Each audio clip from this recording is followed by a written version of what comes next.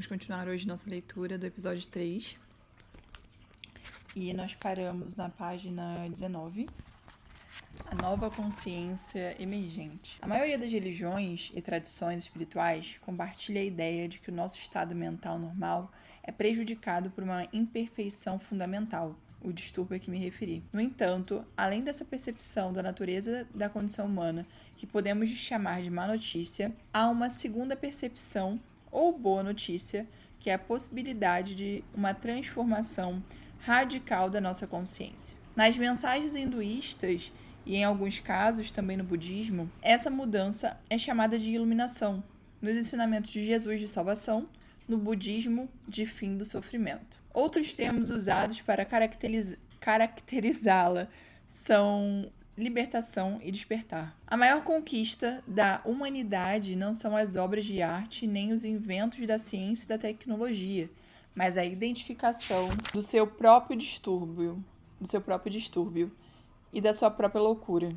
No passado distante, alguns indivíduos chegaram a fazer esse reconhecimento. É provável que um homem chamado Siddhartha Gautama, que viveu há 2.600 anos na Índia, tenha sido o primeiro a ver essa questão com absoluta clareza. Vem cá. Dá um oizinho. Um oizinho. Pausa para fofurices. Depois, o título de Buda lhe foi concedido. Buda significa aquele que despertou. Praticamente, na mesma época, outro dos mestres despertos da humanidade surgiu na China. Seu nome era Lao Tse. Ele deixou um registro dos seus ensinamentos na forma de um dos livros espirituais mais profundos já escritos, o Tao Te Ching. Se eu errar a pronúncia, me desculpem, mas eu não faço ideia como fala isso. Reconhecer a própria loucura marca, obviamente, o surgimento da sanidade, o início da cura e da transcendência. Uma nova dimensão da consciência começa então a emergir no planeta. A primeira tentativa de florescimento. Aquelas pessoas raras se dirigiam a seus contemporâneos falando sobre pecado, sofrimento e ilusão. Diziam, observe seu modo de viver. Veja o que você está fazendo, o sofrimento que está causando. Depois indicavam a possibilidade de despertar do pesadelo coletivo da existência humana normal e mostravam o caminho. O mundo ainda não estava preparado para esses mestres. No entanto, eles foram uma parte crucial e indispensável no despertar humano. Inevitavelmente, na maioria das vezes, não chegaram a ser bem entendidos por seus contemporâneos, nem pelas gerações seguintes. Seus ensinamentos, embora simples e eficazes, acabaram sendo distorcidos e mal interpretados, em alguns casos até mesmo na maneira como foram registrados por escrito por seus discípulos. Ao longo dos séculos, acrescentaram-se muitas coisas que não tinham nada a ver com as mensagens originais e que eram reflexos de uma incompreensão básica. Alguns desses sábios foram ridicularizados, insultados ou mortos, enquanto outros passaram a ser venerados como deuses. Os ensinamentos que indicavam o caminho que se encontra além do distúrbio da mente humana, a porta de saída da loucura coletiva, foram desvirtuados e tornaram-se eles mesmos parte da insanidade. Assim, as religiões, numa grande medida, firmaram-se como forças divisórias em lugar de estabelecerem o fim da violência e do ódio por meio da compreensão da unicidade fundamental de toda a vida. Elas suscitaram mais violência e ódio, mais separação entre os indivíduos, religiões e até mesmo rupturas dentro do mesmo credo. Tornaram-se ideologias, sistema de crenças com os quais as pessoas podiam se identificar, e elas os usavam para ressaltar a sua falsa percepção do eu. Por meio dessas crenças, elas se classificaram como certas e chamavam os outros de errados. Assim, definiam sua identidade diante dos inimigos. Os outros, os não crentes, os crentes equivocados, e algumas vezes consideravam-se no direito de matá-los. O homem feito Deus na sua própria imagem, o eterno, o infinito, o inominável, foi reduzido a um ídolo mental, no qual as pessoas tinham de acreditar e que devia ser venerado como o meu Deus ou o nosso Deus. E mesmo assim, apesar de todos os devários perpetrados em nome das religiões, a verdade que elas indicam não deixa de brilhar em sua essência, ainda que fracamente através de muitas camadas de distorção e interpretação errônea.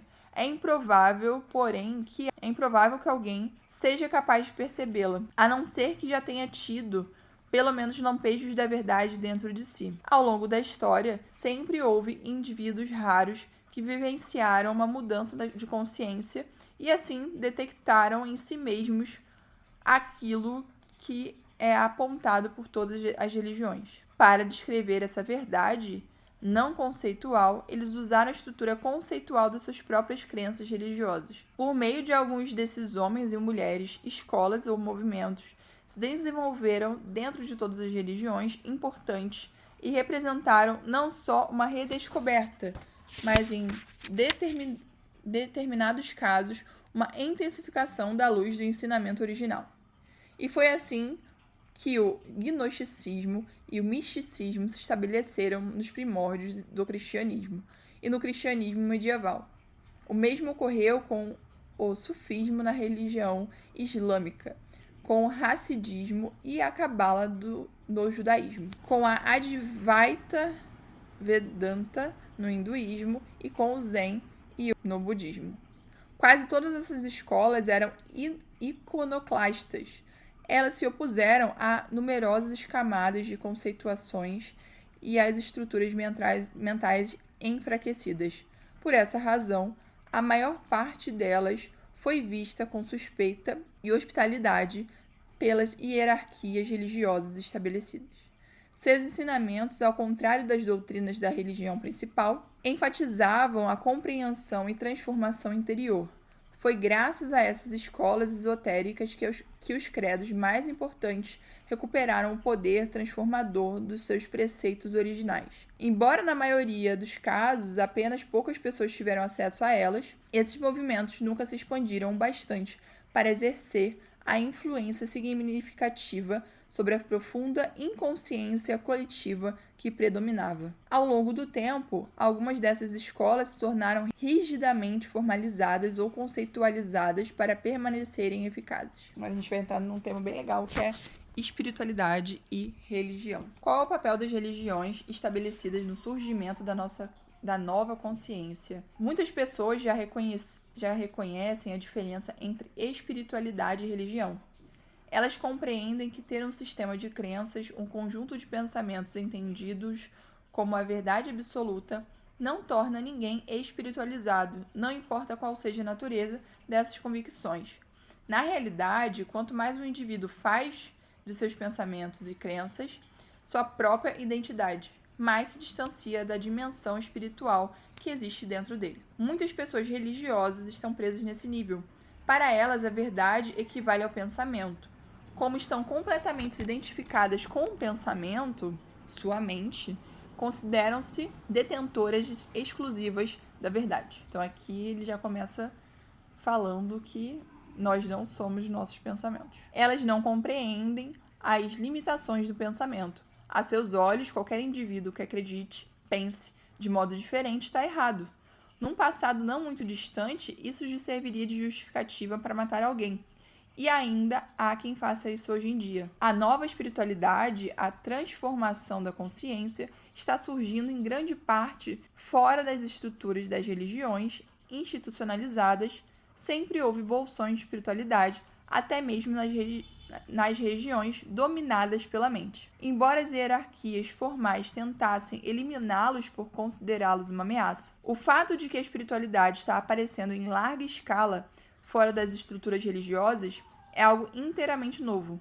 No passado, isso teria sido inconcebível, sobretudo no Ocidente, terra das culturas mais controladas pela mente, onde a igreja cristã detinha uma franquia virtual da espiritualidade. Ninguém podia falar a uma plateia sobre esse tema, nem publicar livros sobre o assunto sem a autorização da igreja. Caso contrário, seria silenciado. Hoje em dia, porém, mesmo dentro de determinadas crenças e religiões, há sinais de mudança. Isso é confortador, e qualquer pessoa se sente grata pelos sinais de abertura, como foram as vistas do Papa João Paulo II a uma mesquita e a sua sinagoga, em parte como resultado dos ensinamentos espirituais que surgiram fora das religiões estabelecidas, mas também em decorrência da influência da antiga sabedoria do Ocidente. O número cada vez maior dos seguidores das religiões tradicionais tem sido capaz de deixar de lado a identificação com a forma, o dogma e um sistema de crenças rígido. Essas pessoas têm descoberto a profundidade original que está oculta em sua própria tradição espiritual, ao mesmo tempo que encontram a profundidade dentro de si mesmas. Elas compreendem que o seu grau de espiritualidade não está absolutamente relacionado com aquilo em que acreditam, porém que ele tem tudo a ver com seu estado de consciência. Isso, por sua vez, determina como alguém age no mundo e interage com os outros. Aqueles que não são capazes de ver além da forma ficam mais arraigados às suas crenças, isto é, a seus próprios pensamentos. Hoje em dia, estamos testemunhando não apenas uma influência sem precedentes da consciência, como também uma resistência e uma intensificação do ego. Há instituições religiosas abertas à nova consciência, então outras endurecem suas posições, doutrinas e se tornam parte de todas aquelas estruturas artificiais que o ego coletivo usa para se defender e revidar. Vai subir? Fênix. Algumas igrejas e seitas, assim como determinados cultos ou movimentos religiosos, são em essência entidades egóicas coletivas, uma vez que se identificam rigidamente com as suas convicções mentais, a exemplo do que fazem os adeptos de qualquer ideologia política fechada a todo tipo de interpretação alternativa da realidade. Isso me lembra muito da época que a gente quer conversar sobre política com alguém e você fala que é de direita ou de esquerda e acaba que a pessoa não te ouve simplesmente porque é contrário ao que ela acredita. E acaba que você não consegue ter conversas saudáveis com as pessoas, porque pela falta de escuta ativa, de entender verdadeiramente o outro, sem a minha crença por trás. Isso é um desafio aí da humanidade. Mas voltando. Mas o ego está destinado a se dissolver. E todas as suas estruturas rígidas, sejam elas instituições religiosas, corporações, governos ou entidades de outro tipo, irão se desintegrar de dentro para fora. Mesmo que pareçam estar profundamente protegidas, as estruturas mais inflexíveis, as mais impermeáveis à mudança, serão as primeiras a desmoronar. Isso já aconteceu no caso do comunismo soviético. Por mais desguardado, por mais sólido e monolítico que se mostrasse. Em poucos anos, esse sistema se decompôs de dentro para fora. Ninguém tinha previsto de fato. Todos foram surpreendidos. E há muito mais surpresas aguardando por nós. A urgência da transformação. Quando se vê diante de uma crise radical, quando seu antigo estilo de existir no mundo, de interagir com os outros e com o reino da natureza não funciona mais, quando a sua sobrevivência é ameaçada por problemas aparentemente incontornáveis, uma forma de vida individual, bem como uma espécie morrerá ou ultrapassará as limitações da sua condição por meio do salto evolutivo. Acredita-se que as formas de vida do nosso planeta tenham se originado do mar. Quando ainda não havia nenhum animal sobre a terra firme, o mar estava cheio de vida. Então, a certa altura, uma das criaturas marinhas deve ter começado a se aventurar pelo solo. Talvez ela tenha se arrastado por alguns centímetros, depois, exausta por causa da enorme força gravitacional do planeta, pode ter voltado à água, onde a gravidade é quase inexistente, pois ali conseguiria viver com muito mais facilidade. Mais tarde, ela tentaria de novo, e de novo, e de novo. Muito tempo depois, esse ser se adaptaria à vida na Terra, desenvolvendo pés em vez de nadadeiras e pulmões em lugar de guelras. Parece improvável que uma espécie se expusesse a um ambiente tão estranho e sofresse uma transformação evolucionária, a não ser que fosse compelida a fazer isso por uma situação extrema. Talvez uma grande área do mar tenha passado a receber um volume maior, cada vez menor, de água no oceano principal. o que ao longo de milhares de anos poderia forçar os peixes a deixar seu habitat natural e evoluir. Responder a uma crise radical que ameaça a nossa própria sobrevivência, esse é o desafio que se apresenta à humanidade nesse momento. O distúrbio da mente humana egóica, identificado há mais de 2.500 anos pela antiga sabedoria dos mestres e agora ampliado pela ciência e a tecnologia. É pela primeira vez algo ameaçador à sobrevivência do planeta. Até pouco tempo atrás, a transformação da consciência humana, também apontada por sábios do passado, era não mais do que uma possibilidade compreendida por alguns raros indivíduos, independentemente de sua formação cultural e a orientação religiosa. Um florescimento disseminado da consciência da nossa espécie não aconteceu porque até então isso não era imperativo. Uma parte significativa da população do planeta logo entenderá, se é que isso já não aconteceu, que a nossa espécie está diante de uma nova escolha, de uma escolha radical: evoluir ou morrer. Uma porcentagem ainda relativamente pequena da humanidade, mas que cresce com rapidez, já está vivenciando o rompimento com os antigos padrões mentais egóicos e a emergência de uma nova dimensão de consciência. Eu não sei se é porque eu tenho falado muito sobre despertar mental e acaba que meu filtro fica muito aberto para pessoas nessa mesma linha de raciocínio, mas tem acontecido muito a percepção no despertar de novas consciências. O que está surgindo agora não é um sistema inédito de crenças, não é uma religião diferente, não é uma ideologia espiritual nem uma mitologia. Estamos chegando ao fim não só das mitologias, como também das ideologias e do sistema de crenças. A mudança é mais profunda do que o conteúdo da nossa mente e do que nossos pensamentos. Na verdade, na essência da nova consciência está a transcendência do pensamento, a recém-descoberta capacidade de nos elevarmos ao pensamento, de compreendermos uma dimensão dentro de nós que é infinitamente mais vasta do que ele, já que não extraímos nossa identidade, o sentimento de quem somos, do fluxo incessante de pensamentos que na antiga consciência considerávamos ser nós mesmos. E para o indivíduo é uma libertação saber que nele não é aquela voz dentro da cabeça. Quem é ele então? É aquele que compreende isso, a consciência que é anterior ao pensamento, ao estado que este ou a emoção. E para um indivíduo é uma libertação saber que ele não é aquela voz dentro da cabeça.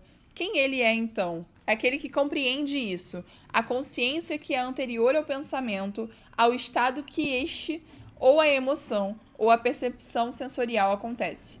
O ego não é mais do que isso, identificação com a forma, o que basicamente corresponde às formas de pensamento. Se o mal tem alguma realidade, e ele é uma realidade relativa e não absoluta, esta também é uma definição dele, identificação com a forma. Formas físicas, formas de pensamento, formas emocionais. Isso resulta de uma total falta de consciência da nossa ligação com o todo, da nossa unidade intrínseca com todos os outros e com a origem. Esse esquecimento é o pecado original, o sofrimento, a ilusão. Quando essa ilusão da completa separação governa tudo o que pensamos e fazemos, que tipo de mundo criamos? Para responder essa pergunta, observe como as pessoas se relacionam entre si. Leiam o livro de história ou vejam o noticiário da televisão hoje à noite. Se as estruturas da mente humana permanecerem imutáveis, vamos sempre terminar recriando fundamentalmente o mesmo mundo, os mesmos males e o mesmo distúrbio.